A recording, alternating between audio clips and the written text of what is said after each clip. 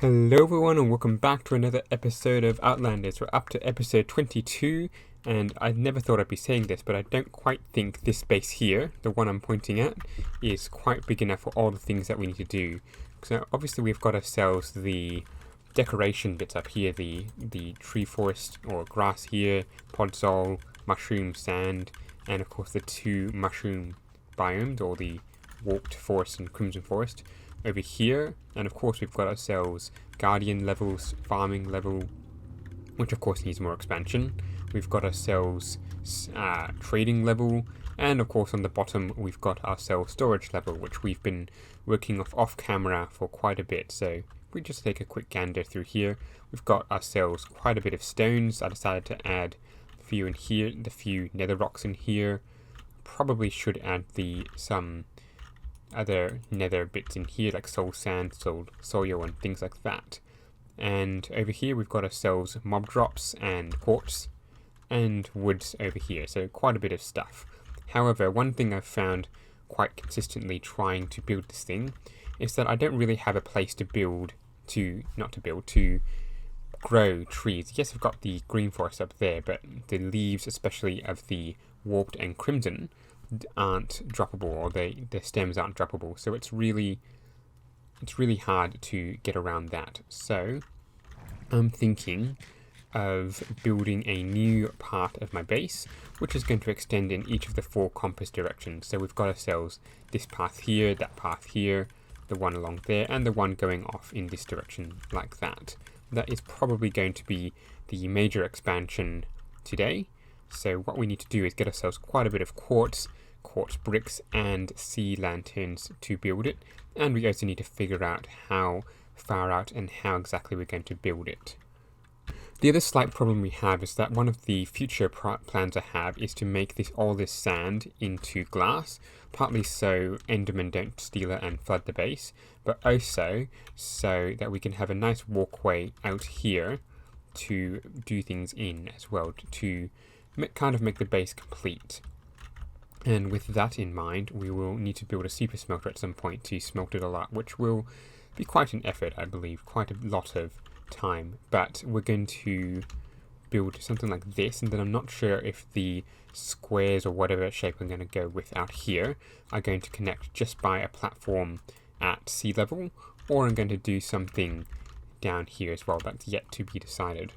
Times like these that I'm thankful the Guardian farm is always running in the background down here. Even though it is quite a bit laggy with some of the other people on the server, it does consistently run, and assuming I'm in the area, it does mean that I get a rather consistent amount of prismarine stuff.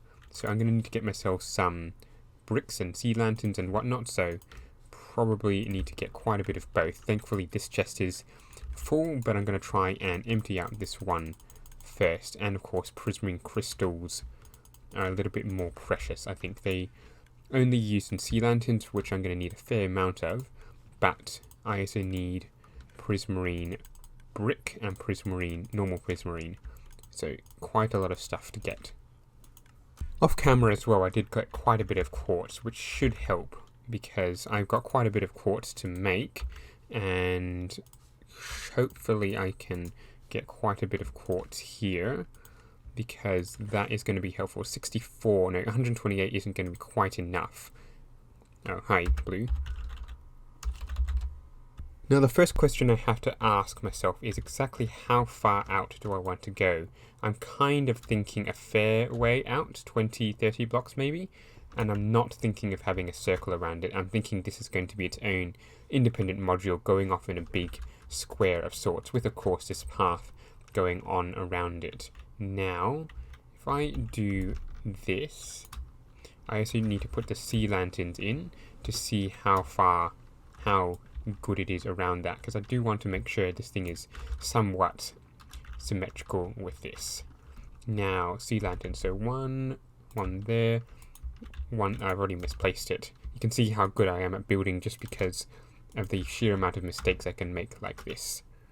Another thought I had is that since this is all going to become just a simple pathway, not sure why that is not coming through, but since this is all going to become a simple pathway anyway, what we should probably do is use some of these prismarine brick staircases, I think they're called, to line this. You might remember I originally had this as a staircase and then I changed it to a full block because it's supposed to hold up these things. So a staircase here would probably be beneficial.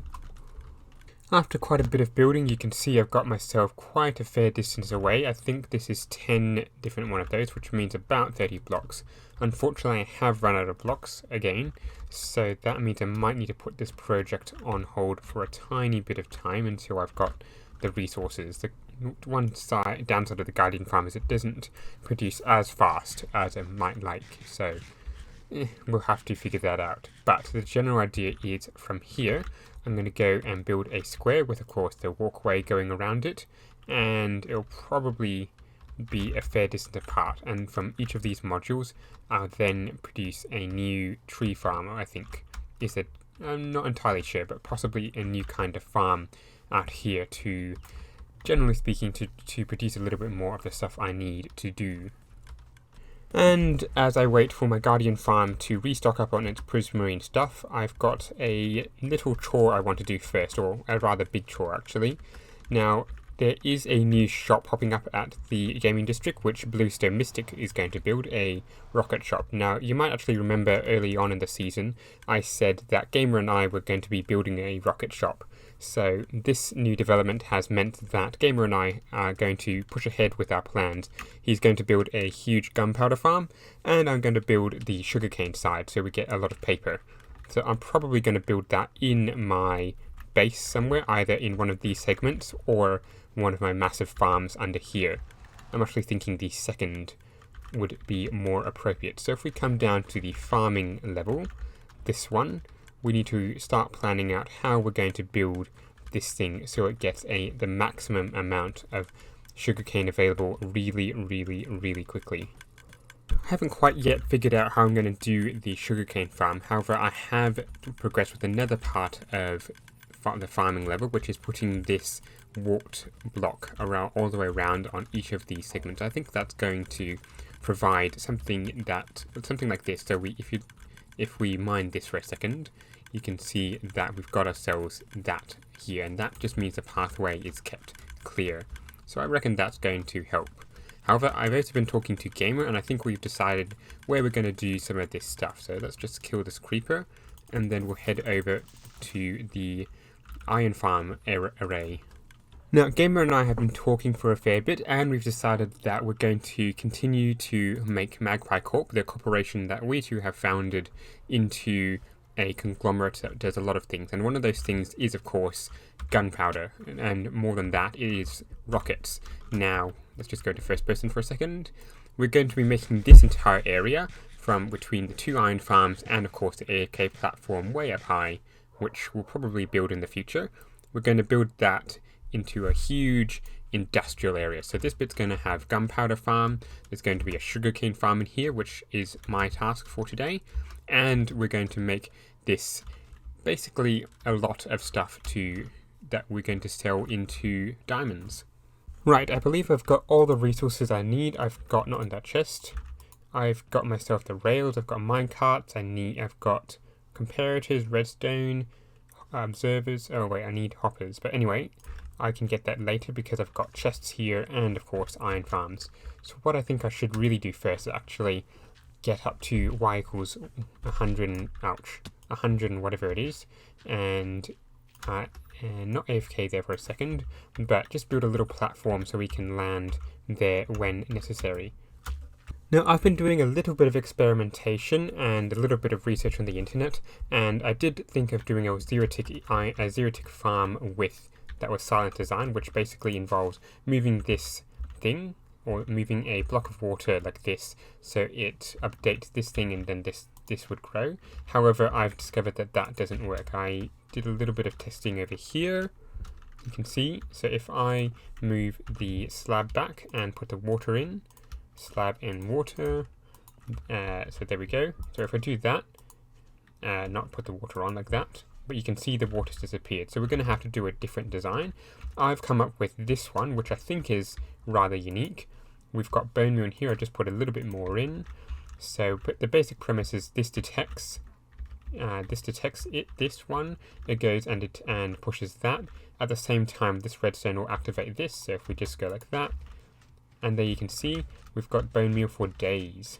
Now I'm not entirely sure how I'm going to do this. I'm not sure if it's going to work in conjunction with other ones, but we'll just have to try and see. And of course, this is going to take quite a bit of other things as well. Oh wait, we need water. There we go. And water there. There we go, like that. Boom. A little bit of glass. There. And I'm not sure why that stopped. Out of bone meal. So if we put in more bone meal, that should be okay. Of course, I don't have any bone meal. Just fill up our inventory. There we go. Lots of bone meal. And set that off again. And now we just need to put a dispenser here, facing in, like that, like so. Glass there, redstone, boom, boom, boom. And now I just need to refill this thing with bone meal, and it should be good to go, I think. Actually, wait, is that going to work? Like so. That is a little bit interesting, because does it work when there's two of them there? Is the interesting question. Apparently not. So if I get rid of that one and do that, no? Very interesting. Why is that not working anymore? Unless we just do that. Very interesting. That is actually a little bit different to what I thought. So I might need to do a little bit more testing to see if this is going to work, or I might need to do many different modules like this. With a little bit of consideration, I think this is the setup we're going to go for. I've currently deactivated the farm because I was just getting a little bit too full. We are going to have to make sure we get a really good system to collect, because I don't think anything like a hopper minecart or something similar to that is going to work. But having the back-to-back here means we can squish in a lot more of the materials in, and we should be able to get ourselves a rather efficient farm, even if it does use bone meal. The beauty, of course, is that even without the bone meal, let's just take it all out, you can still see it'll still activate and it'll go down. So I'm not sure how fast it'll be, but we'll see how we go. I've been doing a little bit of thinking, and I just think I've got an idea of how I'm going to do this. So we're not going to do an entire array of those things, because it's going to be really laggy, as well as really, it's really laggy is the thing that we want to avoid, given that we're already experiencing quite a bit of lag on this server, and we want to try and cut down on that. So the idea of this thing is it's not going to be running 100% of the time, but we're going to get ourselves a fair amount of sugarcane from it anyway. So we just need to get ourselves some chests to start marking out the thing, and then we can start building some of this. So where did I put some of the wood? There's wood down there. We'll make this into chests. There we go. Oh wait, no. Oh, come on. And there we go. So that should help, and we can continue on. So the idea I'm going to have is that we're going to have a double chest with a minecart hopper on top of it. I believe that works. Come on. And there we go. So if we put the rail on top of it and the minecart on top of that, can we do that? No, we can't. Or can we? Interesting. So if we do this, put the minecart on top of it and break that. There we go. So that might actually work. Now, I hope this bit works, because if I put the water there, it's going to push the minecart a bit, and due to the lag, it's not really doing much. Okay, that's not going to work as I thought, unless we put the minecart that there, and the sugarcane grow here. Do we have any sugarcane? Yes, we do. Will it grow there? No, it will not. But the minecart hopper could go here, and then we could be in business, because then we put the array facing into this block, and then it'll be fine. Yes, that will work. That will work brilliantly. It's kind of funny to watch these blocks seemingly go in by themselves, but that is indeed Gamer actually building the the gunpowder farm that we're also going to be using. So the plan, of course, is to make a rocket shop, which unfortunately Bluestone Mystic is also going to be competing with it. So we might have a bit of friendly competition to see who can sell the most rockets in the future. But we've got ourselves to get ourselves the first farm. There we go. And we just need to get ourselves, of course, a piston and a what do you call it, an observer on top, and then the farm will be functionally good. I just realized I made a bit of a mistake. Of course, with this block here, the chest isn't going to open. You can see me clicking at it, it's not working, which has been a bit idiotic, but I should be able to fix it without much trouble. So that just means re-putting the cart in, and then what else is there? And then moving some of these other bits, and of course the chest. Well, as the old farm didn't quite work, we've got ourselves a slightly new design. I think this one is going to be a little bit more lag-festy, but we should be able to get ourselves quite a bit of stuff. Now, I probably should actually expand this platform a bit, and a little bit more, but yes, this is going to work a little bit better, and it's going to be more, it's going to produce more. So hopefully these do work, and hopefully I don't produce so much lag that people start getting really, really annoyed at me.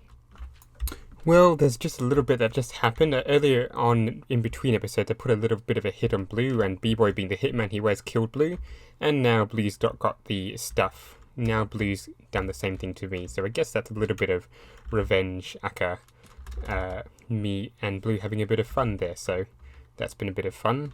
But as we can see, this farm is progressing quite nicely.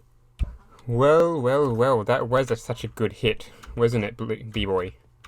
Yes, it was. I surprised myself, actually. And I hear this guy here was the culprit. Was yeah. the man who put a hit on me. You kind of killed me, so like, it was only fair. Yeah, Look, Mags, my shop is always open to you. Yes. But if I order another hit on Blue, he's probably going to order a hit on me, and we're never going to get out of this. Yeah. We should just leave as a choose. Come on, man. I guess all's fair. I like drama. I guess all's fair between Blue and me now. Yep, all's fair. Have a piece of sugarcane. Did you guys just hug or something? Yeah, no, we just looked at each other very timidly in the eyes. Just yeah, sure. It was a very intense moment. It was a big fight, good fight indeed. I'll give you that. Yeah. I was gonna fight, but this man didn't even tell me, so I was just like, oh well. Oh well, we all got what we wanted. Yeah. And I guess the fans got what they wanted as well. Money well paid. Now I owe Lobo 36 diamonds because I used his villagers. Oh. Yes. Wow. Anyway, thank you. I only have 22. I guess I'll see you around. Yep. Yeah, I'll catch you there. Well, after that little interesting conversation, I think we've managed to get ourselves a very nice sugarcane farm. Now, obviously, it is not going to be active all the time.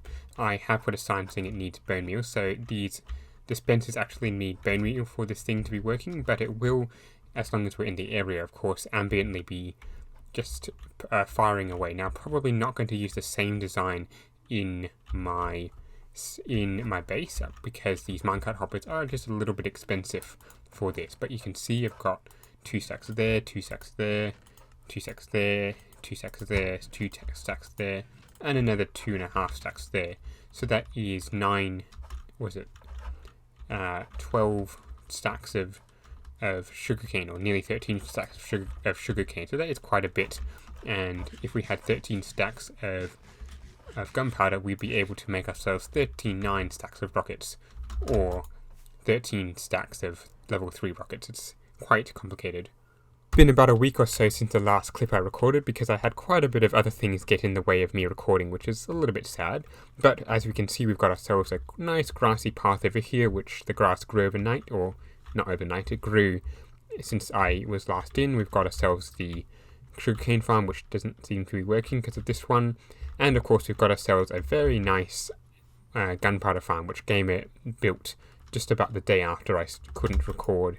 So if we make our way up there, we can see that we've got ourselves a creeper farm with a nice AFK platform, and the beauty of this one is it also activates these 4 iron farms. Now if we come down here, we can see we've got ourselves quite a bit of gunpowder over here, that's 27 stacks, and we've got ourselves another 27 stacks over here, so 56 I think that is all up. Quite a good amount. And it does mean that we are going to have a nice rocket shop soon, so we're going to build that in the next episode of Outlanders, because unfortunately we have run out of time for today. So if you have enjoyed today's episode, don't forget to leave a like and subscribe, and don't forget to keep watching out for the next one. Goodbye!